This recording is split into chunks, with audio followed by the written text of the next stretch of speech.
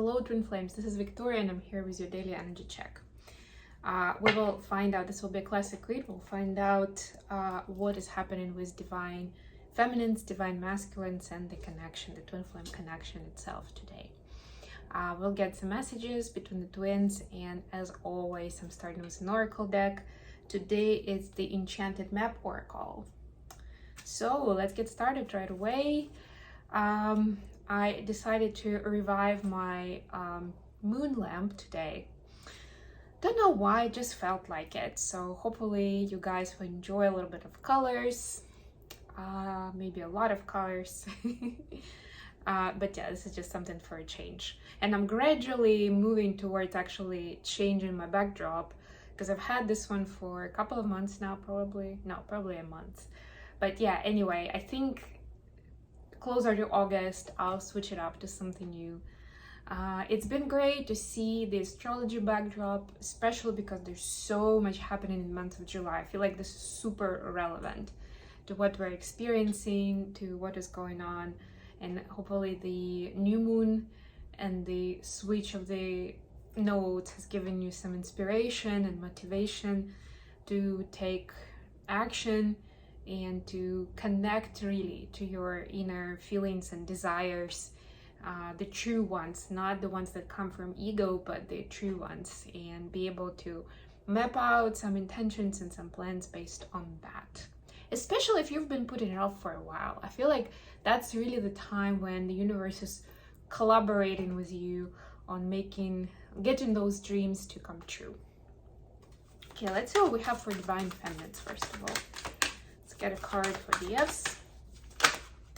I am gonna have a very busy weekend this time, but I still plan to post my readings, so check those out. I think I'm gonna do new spreads. We'll see what I come up with. I usually just go with intuitive guidance at the time of recording a reading. So you have a wishing well. I don't have my book here, so I'm just gonna go and say, I was just talking about intentions and wishes, and this is like the time, so if you've utilized the new moon energy to set those intentions, now is the time to kind of let go of them, stop stressing that it's too much, that it's not gonna happen, get your brain off that wish and onto something else, because that's now the time for it to give the universe a chance to collaborate, to help you get those to come true, and also for you to take action and see the results of that said action, right? So I'm sure you already know where to start, you know at least the baby steps that you can take. Start taking those and relax. That's all that is being asked of you right now. What do we have for the masculines? If you haven't set your intentions yet, you actually still have time, because it's only been a few days and we're still in that energy of the new moon. So go ahead and do that for yourself. Do the ritual, connect it with water, or just use the meditation time or the prayer time for that intention to come through and for you to set it consciously. That's the important part, to set it consciously, right? That's how we're changing the negative programming of our brain too, because for a lot of ambitious things or big dreams that we have, our brain would be playing the program that either we're not good enough, or it's going to take too long, or like for some reason it's just not going to happen, right? And that's how we're changing the programming consciously. Wow, we have rescue for the masculines, but look at that image, it's very interesting. The rescue, so I'm guessing that the rescue operation is because there's a person in here on top of the water fountain in the cave, and there is somebody on the balloon trying to kind of get closer and save them. It still looks like a house though, like the overall image, and kind of a chimney here with some rainbow coming out of it. So it's almost like so what I'm getting with this is divine masculines are understanding that they need to rescue themselves. They got themselves into whatever chaotic or different place that they are in, unusual, uncomfortable, right? It's somehow uncomfortable. That's what I'm getting. For some, it will be just something different that I've never experienced before. For others, it'll be like, oh my God, I made a mess, right? But whatever it is, it's outside of your comfort zone. That's where you are right now. And that's where you are facing your big fears, and where you're realizing that you're the only one that can actually rescue yourself from those, that can guide yourself. And you know, you have that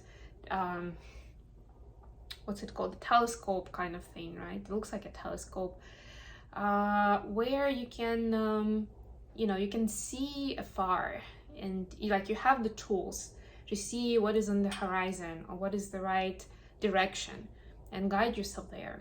Get yourself out of whatever you feel the mess is, or at least confirm for yourself that that might actually be the work in progress of your dreams coming true, right? So again, the point is in calming your brain that is trying to tell you that something is wrong just because it's different, just because this is unusual and our instincts don't really work here anymore, right? Because a lot of the activity that we do throughout the day, and you can observe it for yourself, is automated. It's automatic. It's based on our reflexes, instincts, even our reactions, right? Are based on certain stimuli, right? So when there's too much of that new stimuli or unusual combinations of the factors, the brain starts overworking itself, starts getting exhausted, and that's when that panic button gets turned on, and there's like an alarm inside your brain, like there's just too much going on, I'm overwhelmed now, right? Because you can't do automated response anymore. It's so different, the brain doesn't know which program am I supposed to turn on in this case, right? It doesn't mean it's a bad thing. It's how the big changes happen, really. So it is for you, divine masculines, to figure out what's different, to confirm that that's something that you're wishing to bring into your life, even if it's uncomfortable, right? If it's not, then obviously see how you can rescue yourself back into safety. If it is, then focus more on bringing back groundedness and inner peace, where you can actually work with your brain, almost like explain to your brain, right? Like go through it consciously, that this is fine, this is different, but we'll get used to it, so that you can retrain yourself, reprogram yourself. Okay, let's get to tarot. What's the energy like for divine feminines right now? What are we supposed to know? I'll use the other deck as clarifiers. Right, 6 of Wands, I like that. Beautiful. I almost feel like there was through the 7-7 portal and the nodal shift, there was like a time of like almost like this birthing time for feminines, where there was some struggle, you know, like when you're in labor, you have those birthing pain, but now it's like, ta-da, it happened, and now we can celebrate. But we'll get some clarifiers too. What about masculines? What's the energy like for the masculines right now? Of Pentacles, yep, down to work. What's the energy of the connection at this time? 10 of Wands in reverse, like it in reverse. Bottom of the deck, Queen of Pentacles. You see, and there's a mother with a child. That's what I'm talking about. That energy of creation. And yes, DMs and DFs may be at different phases of it, right? But whatever it is, it's uncomfortable, it's scary, it's painful at times. That does not mean that something is wrong. That's part of the automated program of the brain that tells us if it's uncomfortable, something is wrong. But that's for you then to, you know, to admit that and to work with it. Okay, let's see. Please clarify 6 of Wands for the feminines.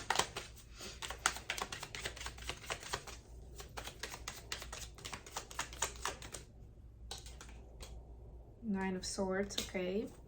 Please clarify 8 of Pentacles for masculines. Wow, Ace of Cups, beautiful. I love this card in this deck so much. And finally, please clarify 10 of Wands, 8 of Wands, and 5 of Pentacles. Gotcha. Ace of Wands at the bottom of the deck. Yes, that's also like the power of creation, you know, the inspiration, that creativity, right? The wonder, the childlike joy I'm getting from, you know, like when a kid just like I don't know, builds something over clay or sand, or even puts together a puzzle, and there's like this joy, like, yay, it happened, yes, it's so beautiful, right? Like it's that kind of excitement. So for the feminines, we have Six of Wands clarified by Nine of Swords, and I was just talking about the birthing pain, right? Like this is what is like in the background. That's what our brain might still actually be recovering from, that energy that we experience in July a lot. And then now we are in this place where we feel better, we feel empowered, we felt like we overcame something important, even if it was just our internal pain that was coming up and the healing that we did around it. Because a lot of these energies were about inner child work, and that of course is connected to certain core fears and beliefs that we got from childhood, right? Faulty beliefs in this case. And of course they give you overwhelm, of course they give you sleepless nights, and that's part of the like processing and the healing around it, right? But now it's like, yes, I feel so much stronger, right? It's a celebration. Again, even if it's just you, even if you're the only person who knows about it, it's worth celebrating. So if you're not celebrating yet, go and celebrate. There's a weekend ahead. Make some fun plans for yourself, maybe with your friends or family, but make sure you acknowledge it somehow. It's also very important actually for our brain, for our self-perception, for self-love concept, right? Like that appreciation. We talk about gratitude and appreciation a lot on a spiritual journey, right?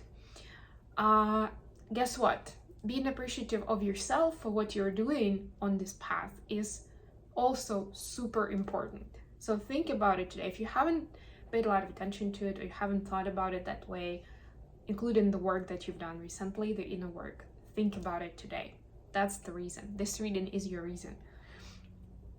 For the masculines, we have Eight of Pentacles clarified by Ace of Cups. I'm getting that this chaos and overwhelm is eventually getting the masculines to, or is kind of like, even if they're still in crisis, it's still giving them some prompts that they're supposed to do some work to change things for the better. And you know what? There's a lot of, because of the healing that both of the twins have been doing in different ways. But even, you know, the work that DF is doing, right? It's whatever you do for yourself, you do for the twin. It impacts the connection. So there's more and more of that self-love and just loving approach that DMs exercise that they feel more comfortable with, right? So they're doing the work in changing their response from flight or fight response to actual, okay, wise response, loving response, like that. Remember, I keep telling you about this concept of a loving but responsible parent, right? Like that kind of response. How would a loving and responsible parent would deal in this situation? That's the work, that's the reprogramming that's happening in DM's life. And then for the connection, we have Ten of Pentacles in reverse, clarified by Eight of Wands and Five of Pentacles. Yeah, and notice there are very different pictures, like images of nature here, right? Like this is like sleeping and being very cold. This is like rejuvenation, waking up, and a lot of greenery, right?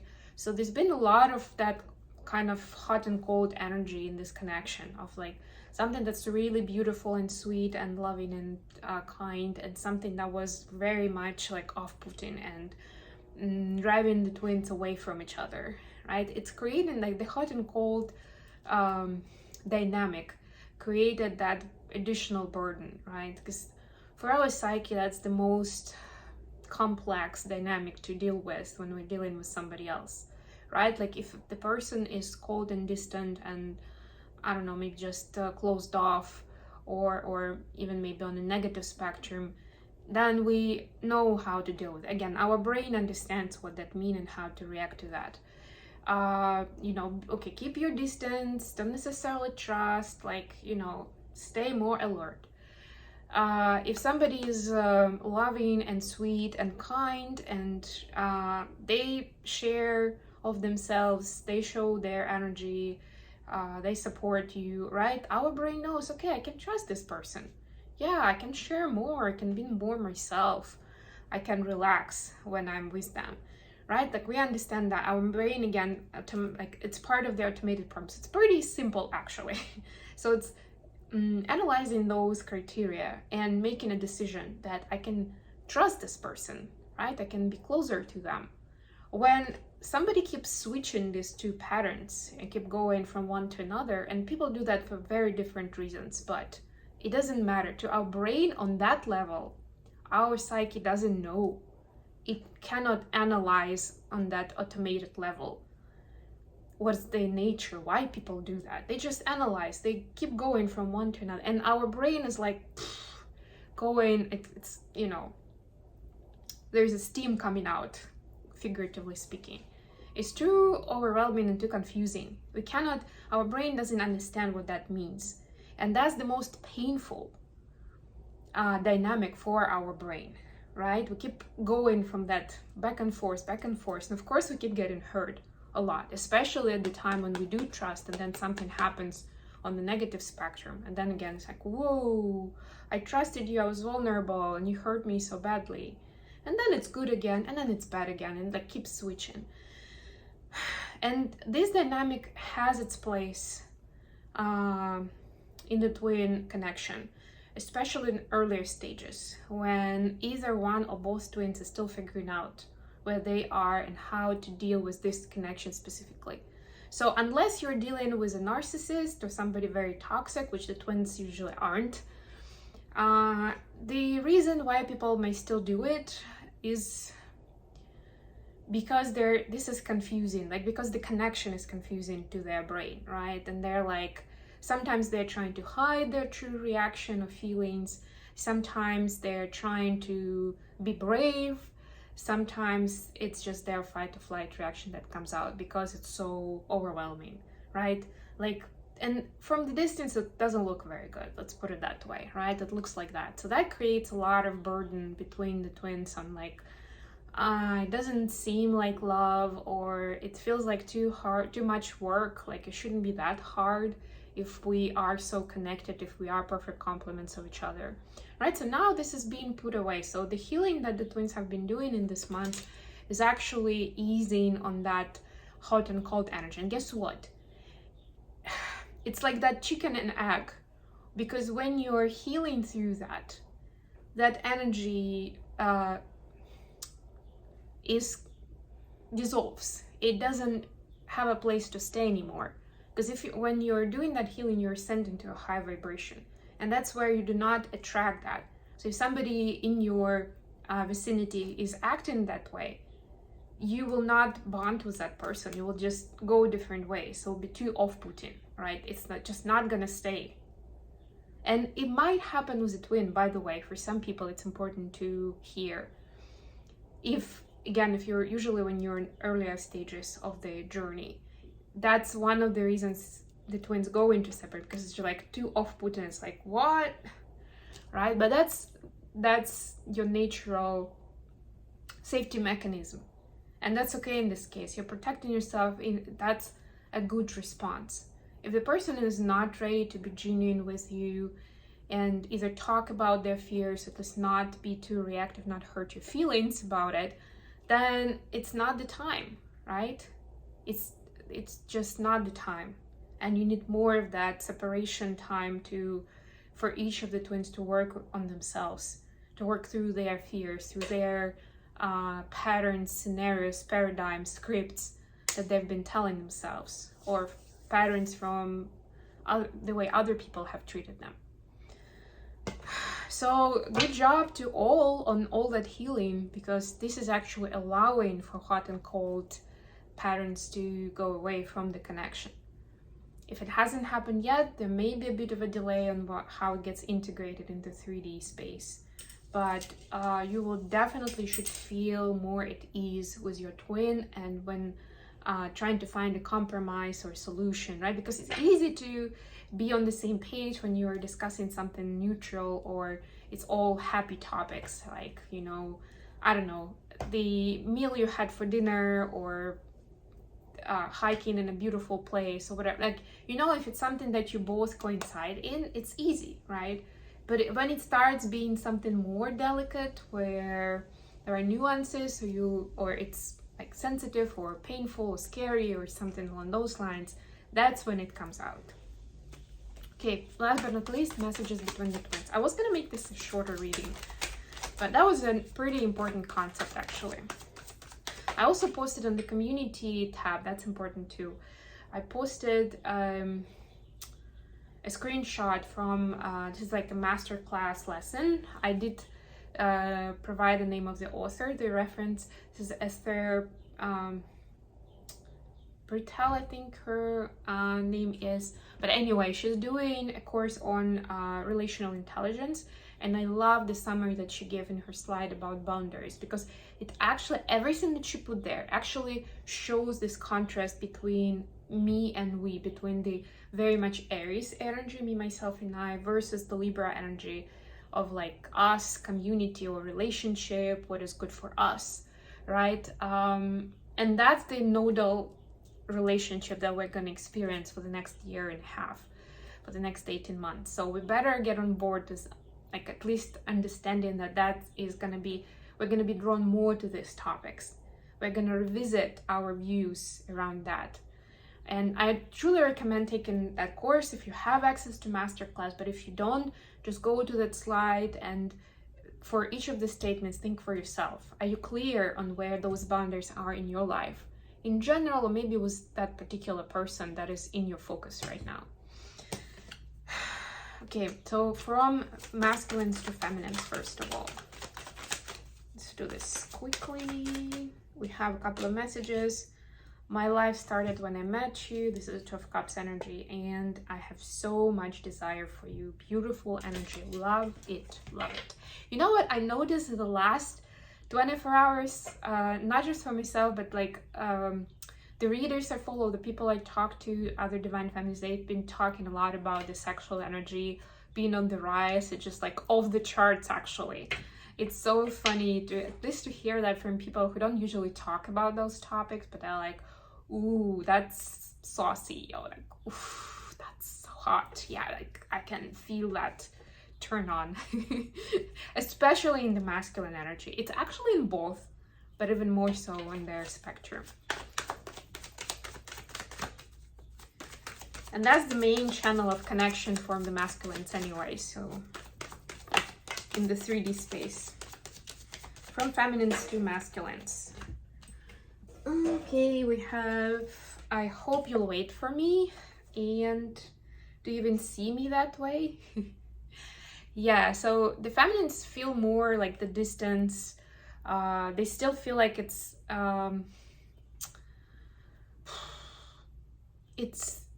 they see that it's needed. They see its purpose, right? And kind of like, well, I am taking my space and my distance to continue that healing work or continue with my mission, because I have those goals and aims and gaps maybe that I need to close off that are important to me right now before I'm ready to be together and to devote more time to our connection. But at the same time, there's still some kind of a missing energy. Like, I miss you, I miss hearing from you, and the less communication I have, the more doubts my brain again is starting to give me on whether you care, like you see me as a life partner, as a romantic partner, as a friend, you know, whatever is the most important role for you right now, right? Like there are some doubts that are starting to creep in, but I'm sure that will be part of the continued healing process. And I wish you all the best, guys. I'll be back with more readings very, very soon. Don't forget to like the video.